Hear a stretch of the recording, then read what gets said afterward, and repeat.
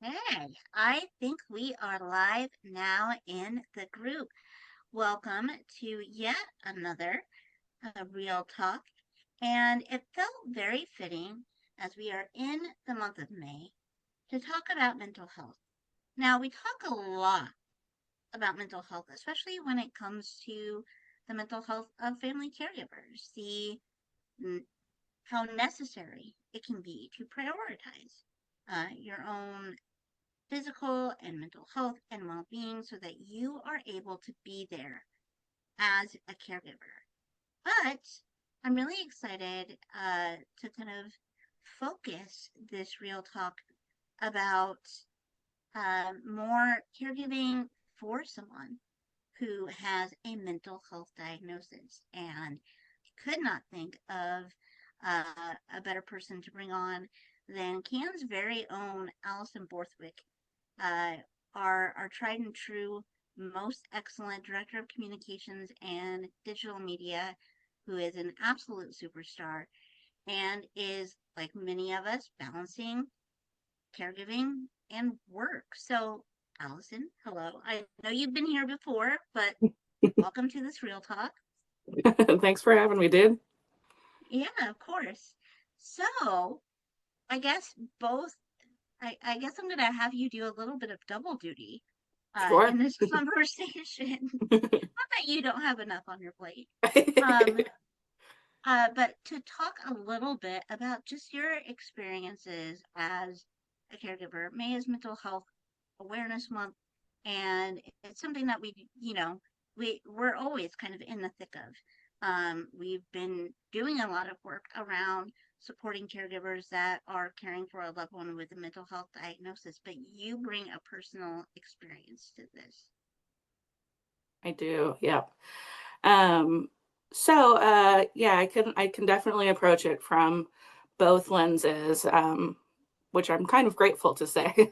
Um, so first, as a long distance caregiver specifically, which I think is important to note because I literally had, and so many people who work for CAN or become introduction like be are introduced to CAN have that moment, that light bulb moment of, oh, I didn't realize I was a caregiver. And that was absolutely true for me. I thought my connection was that my mom has been a caregiver her whole life, family and professionally. And it didn't occur to me until several months into this job that I was also a long distance caregiver, primarily for my little sister, who um, is in a good place now. She's dealing with her diagnosis well now, but she has a diagnosis of borderline personality disorder, um, and several other mental health diagnoses. So it kind of evolved over time. Originally, she had a diagnosis of ADHD, and then anxiety, and then depression. Um, Also OCD. So there's been a whole suite of already on their own, very like hard to navigate diagnoses. And then truly not to make light of the situation at all, but like the big kahuna that was borderline personality disorder and getting that diagnosis, which took a long time because it's to my understanding, one of the hardest to diagnose um, mental health issues. Um, so I had that experience as a long distance caregiver for her, dealing with navigating how to treat herself for it, how to cope with it, how to find the right medicine, the right doctors, the right everything, um, and just kind of being on call for like crises. And with that process, learning the hard way, as many caregivers do, that I needed to take care of my own mental health, because it really took a tailspin of its own throughout that process, especially when she was in the thick of uh, getting the diagnosis and dealing with the symptoms and it all kind of coming to a head. I like I was breaking, my parents were breaking, and we were not able to help her or anyone, like like ourselves, like no help was being given because we were all in various states of wit's end. So that's the long and short of it. Happy, I'm an open book. She'd be more than happy for me to talk about our experience now because she's in a better place with all of this. We've had very honest conversations about how our family dynamic was affected, and she knows what I went through. She knows some of what my parents went through. So she would be happy to tangentially help somebody else through this talk. No, I really do appreciate you kind of putting that, I guess, disclaimer, for lack of a better word. One of the Yeah, things that we always want to be mindful of and really aware of is that when we are sharing our caregiving, we are sharing bits and pieces of our loved one's journey as well, because they yeah, are interconnected in that way. And especially when we're talking about mental health, um, there's a lot of complexity when you are unpacking stigma and, what you hit on so beautifully, just some of the impacts that can be really difficult to discuss and really come together, both as a team with your loved one, but as a family. So I appreciate you putting that disclaimer out there, because I think it's something that I always hope is assumed, but I have realized that we don't necessarily lay that out so explicitly. So you kind of, again, majestically did double duty with your comms uh, hat on there. Um, I guess there's a lot of things or questions that I have.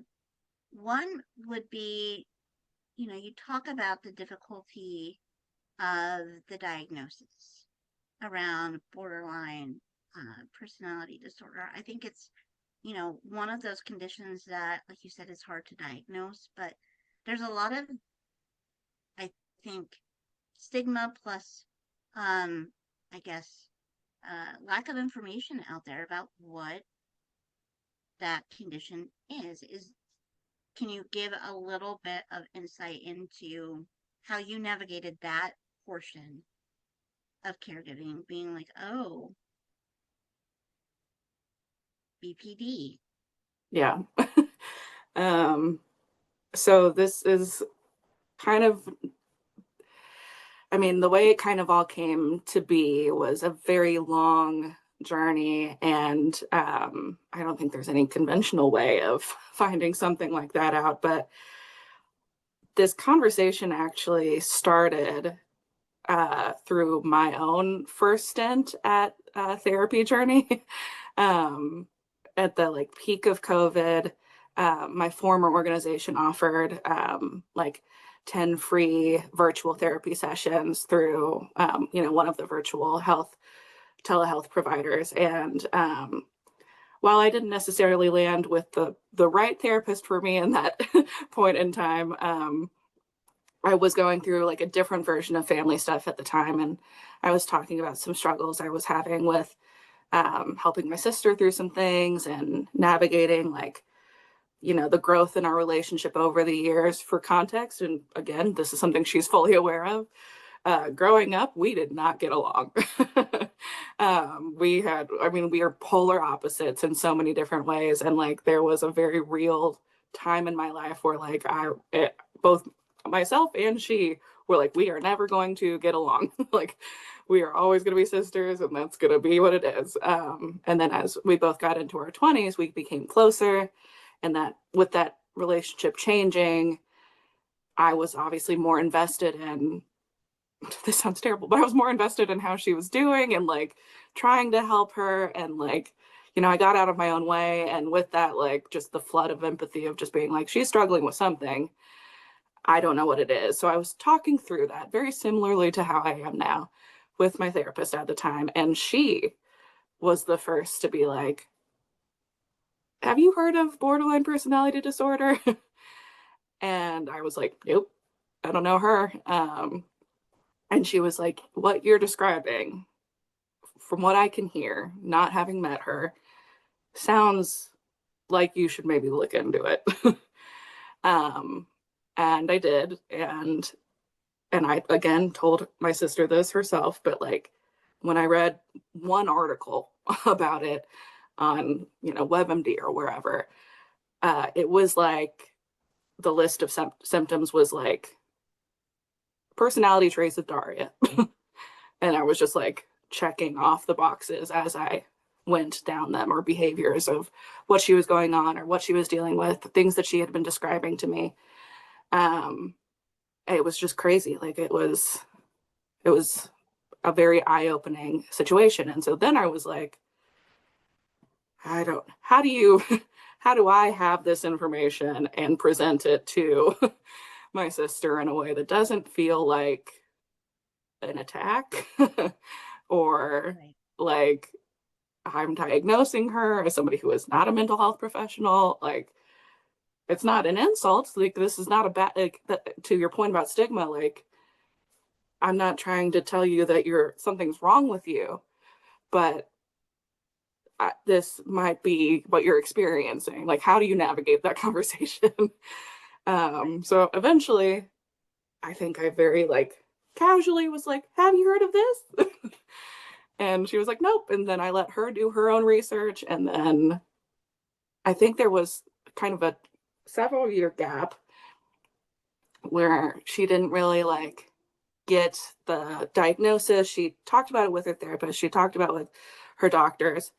Um, but it just kind of all kept circling around her existing diagnoses and whether the medications were just incorrect, or the different tests and questionnaires and everything. And there was literally one point where they had, I forget what the name of the assessment is called, but essentially all of her like closest family members and like at the time a partner had to fill out an assessment like on her behalf, like, filling it out based on our experiences with her. And um, this is just like a mark against this particular medical health professional, but mental health professional. He assessed that our answers were so severe that we had to have been lying and did Huh. not take, or exaggerating the truth or whatever, and did not take the results seriously, which were all pointing to a much more serious diagnosis of either bipolar or borderline personality disorder or something to that effect, something that this person should have dug in more on. So that was a setback because we were just very confused as to like, one, why would we do that? And two, um, where do we go from here? Like, how do we how do we navigate this? Um, and ultimately, what was the most like disheartening realization about, especially, I mean, any mental health diagnosis, but especially one that involves the symptoms involve a lack of patience, impulsive behavior, very like rigid ways of thinking. Um, you're asking somebody who is experiencing these symptoms to navigate a healthcare system that demands that you are patient and demands that you follow through. And if A doesn't work out, try B. And if B doesn't work out, try C. And like, that is hard for anybody, let alone somebody who is actively going through a mental health crisis and being expected to jump over ropes and go through red tape and advocate for themselves when they don't even know what's going on. Um, and that was really hard to like just feel completely helpless with.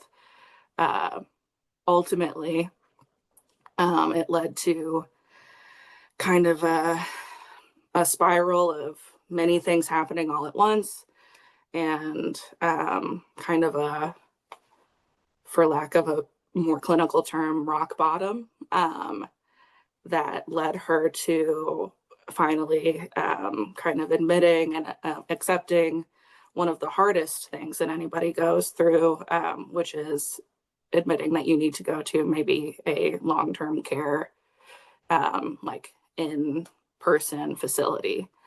Um, and this particular one that my parents had looked into was out of state, and she had never lived out of state before.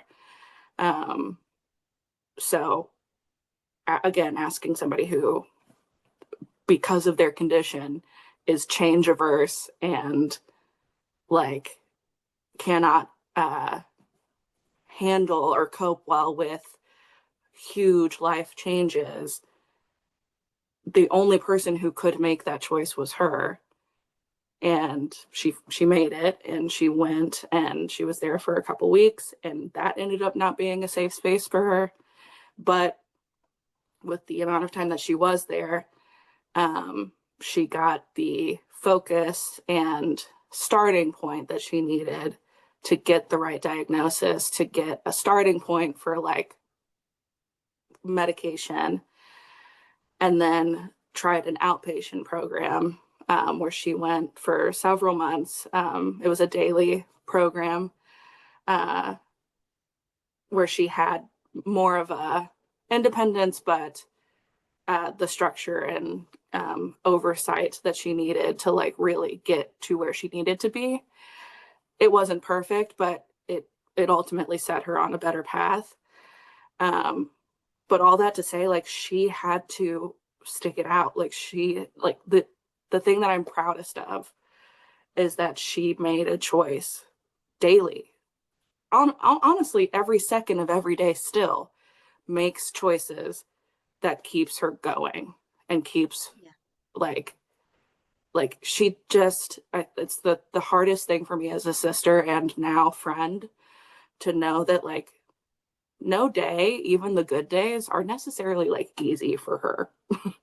Like Right. every action, every good moment, every meal that she makes, every yoga pose that she like teaches herself, all these habits and hobbies and rituals that she's established for herself now is like a conscious choice. Everything is a conscious choice to cope and to manage her condition and to um, function in a society that like everybody else is just kind of like going about their days, and she Yeah. can't just go about anything. Like she has to focus, she has to lock in, and it's taxing. I cannot imagine how taxing that is, Yeah. to just constantly be working against your own brain chemistry. Like it exhausts me even talking about it. So that was a very long-winded way of saying that like it wasn't just the diagnosis, like it was just learning about it as she was trying to get diagnosed and just like trudging through it and continuing to. Yeah. Well, there's a couple of insights that I think you shared that I really picked up on. One, I think, when you're talking about, kind of at the beginning where you are being told by your own mental health professional, like, hey, I'm not speaking from a place of like I can make this diagnosis. That might be something to maybe look into. Um, I think that that's something. One, we talk a lot to caregivers across any disease or condition um, around how you talk to medical professionals as you're going through that diagnosis journey, whether it's mental health, a cancer diagnosis, any rare condition. We all know that the getting the diagnosis can be one of the more challenging parts of the journey. And it's only once you get that diagnosis that then your role as a caregiver can then morph a little bit and be there as that level of support to be like, all right, we know what we're dealing with now. Let's be a team and let's start a game plan. And so I really love that you talked about your experience of, making sure that your sister was really guiding a lot of that decision making, saying, hey, I looked into this. I don't know. What do you think? Um, I think that that's such a valuable way to maybe approach some of those difficult conversations with our loved ones. Yeah. I really love that. Um, what as a caregiver, um, another thing that you mentioned, and I really do appreciate this. Again, it's something that we talk about, but really not that often. Is that as caregivers, we can have really complex and difficult relationships with the individuals that we are supporting. And this can run a gamut, a spectrum. Um, I think there are probably many people that were like, I too have a relationship with my sibling where we have come to the understanding that we are in fact related by blood, and there we go. And we are we're connected in that way and that way only.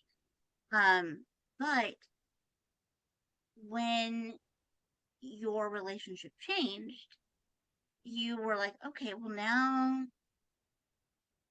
I'm not going to be maybe that distant member of the care team that's maybe providing more support to your parents, but really being there for your sister as well. What was kind of that change like for you, where you're like, all right, maybe I am taking on this more active role as a caregiver? Yeah. So it almost kind of looked a little bit like a bell curve if I had to like visualize it. Because it went from, us having a very like strained relationship as just sisters and, not getting along super well to becoming friends and becoming closer, me being more invested in her life, and then like truly and candidly becoming too invested. Um, and too beholden to, ultimately it drove me to therapy to like manage these boundaries, uh, and help in a way that like was genuinely helpful and not depleting myself at the same time. Um, because what was happening was, because I, for my whole life really have been a good listener and an empathetic person. Um, I like with her, I've always had a way of like truly like breaking through the way she's acting and hearing what she's saying, um, and translating that and like being able to kind of break through to her sometimes in a way that my parents couldn't necessarily or didn't have the tools to, or whatever the case may be. And so I kind of became the messenger and the fixer and the, family therapist and all of these things. And I felt like I was helping. And then I had a moment of clarity with my eventual therapist when I found a good one who I love. Literally talked to an hour ago today. um, she asked me like, how long have you been in this role of like long distance caregiving, being the fixer, like being the family therapist, that sort of thing? And I told her like, as long as I can, form a conscious memory. And she was like, okay, and what's changed? And I was like, oh, um, hmm, um, and I like could not name like one concrete thing that I had achieved in my tenure of trying to fix everything. And it was like humbling and eye-opening, and really spoke to the fact that, like, if I say that I'm supposed to, like, if my one of my missions in life is to be a helper and I am actively not doing that, or sometimes making things worse because I am not a trained medical professional. Like, I'm not a trained therapist. I don't have the tools and the expertise, and I'm just a good listener. And I don't discredit that, but like, I don't, I'm not able to provide medically sound advice for somebody going through like a mental health crisis. I can help, I can listen, but like, I might actively be giving you advice in a way that like is doing more harm than good. And I had to sit with that for, I'm still sitting with it. I'm still actively trying to course correct all these moments where I feel this compulsion to step in and be like, I can make this better. Like, I can take the pain away. Like, sometimes I can't. And that has to be okay. Like, and if it's not okay, someone else exists in the world that can make it okay. Somebody who has the training, somebody who can medically help. Like, having to let go of that control was like that is a constant effort for me. Um, so I don't know if that actually answered your question, but um, yeah, I just it took a learning curve for sure, and I'm still on the learning curve. And now there's boundaries in place, and I have the tools, they have the tools, but it took a lot of blood, sweat, and tears to get to a place where we had some semblance of a mutual understanding of, this is what my sister is doing to take care of herself. This is what my parents are doing to take care of themselves and her when it makes sense. This is what I'm doing to take care of myself first, and then them how I can in the ways that make sense. So that's where we're at now. And it is, again, a kind of a daily effort, but I'm proud of all of us in a lot of ways. And it's still hard sometimes. Like, I know that there are still bad days, and that's one of the hardest things about like a diagnosis like this, is that, I mean, really any mental health diagnosis, it's not, this is going to sound like really depressing, but like, there's no surgery that can fix it. There's no cure. Like, there's medication that can manage it, there's daily practices that can manage it, but it is a lifelong thing. And so we're in a good part now. Like, we're in a good part where everything feels manageable and we're doing the work. But like, there will be bad days. There will be, the bell curve will continue to curve. And that's both freeing to accept that, but hard to accept that. And yeah, that's kind of where we're at. No, I appreciate you saying that. Caregiving is a journey, and there's always going to be changes. The destination isn't always a clear point A to point B. And I think that sometimes that is a surprise for caregivers, and that's expected. That's not something that a doctor or any kind of medical professional, mental health professional is necessarily going to like walk you personally through. You just live through it. So I appreciate you saying that. I want to try something a little bit different as we close up this real talk. I want you to throw a question out Sure. to the caregivers Yeah. in the group that are maybe supporting a loved one, maybe with a diagnosis of borderline personality disorder or another mental health condition. Throw a question out there to get folks kind of popping off in the comments. What's a question you have for them? Um, that's a good question. I would ask, um, any caregiver, whether or not it's, whether you're a long distance caregiver like me for somebody dealing with mental health issues, if you're in the home dealing with somebody with for again, lack of a more clinical term, a physical diagnosis.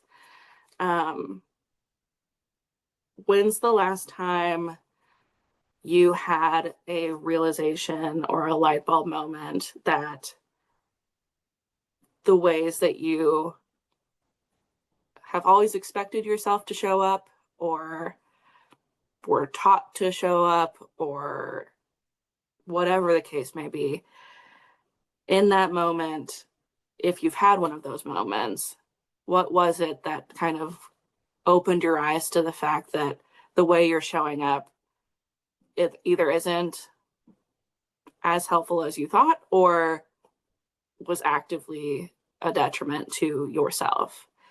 Um, and more importantly, any advice you can share on how you navigated that, how you started showing up better for yourself and for your loved one. I love that. I love that because I think, like you said, it's something that is so applicable across, I think, any caregiving situation where, when we get a diagnosis or we're first in that role, is figuring out how do we show up in the best way, and as a team. So, Allison, I appreciate you so much for coming on here and sharing. This has been phenomenal. Um, and I truly believe that, sharing these experiences will hopefully, and I think will undoubtedly, help some other caregivers see themselves in kind of, the role of caregiver, and feel more comfortable talking about it. So thank you so I much, hope so. Allison. Yeah, I Yeah, really hope so. And I also really hope that if you are dealing with a mental health diagnosis of your own, um, I hope you know that nothing's wrong with you. Like, yeah, objectively, nothing is wrong with you. And that your wins, the smallest ones to the biggest ones, should be recognized. I know that it's really hard to see them sometimes, but they have to be recognized. They have to be celebrated. That's the biggest thing that'll keep you going, your loved one going. Um, so you're doing great. yeah. And we don't say it to ourselves enough. I know. I So know. thank you, Allison. Please respond. Yeah. Um, if you are listening, and checking in, how have you shown up? How have you navigated some of those difficulties where you find yourself in a position where you're like, I don't know what the best option is. How do you problem solve? How do you show up as a caregiver? I love that question, Allison. Um, Thank you so much for being here. Folks, please sound off. And we'll be back with another Real Talk in a couple of weeks, but I'll see you all in the group. Awesome. Thank you. Thanks, Nicole. Bye. Bye.